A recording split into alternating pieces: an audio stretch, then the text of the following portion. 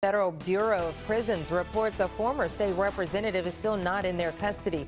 Stephen LaRoque is expected to serve 2 years in prison after pleading guilty to directing $300,000 in federal funds to friends and family.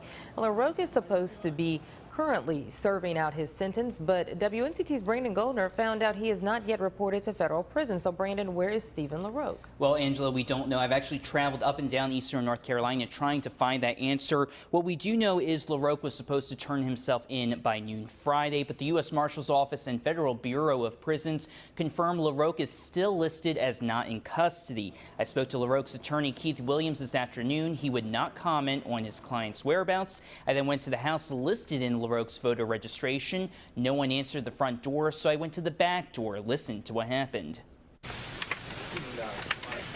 Is Mr. LaRoque planning on turning himself in? Yeah. When is he?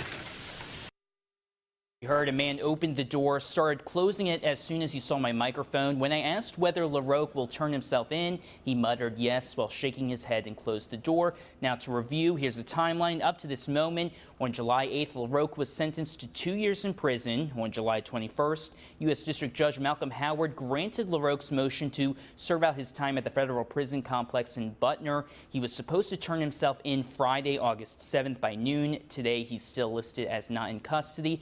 I spoke briefly to a representative of the U.S. Marshal's Office in Raleigh. He would not comment on LaRoque's status, citing safety and security concerns. For now, we don't know when or if Stephen LaRoque will report to serve out his sentence. Of course, we'll stay on top of this and keep you posted as we learn more. Brandon Goldner, 9 on your side.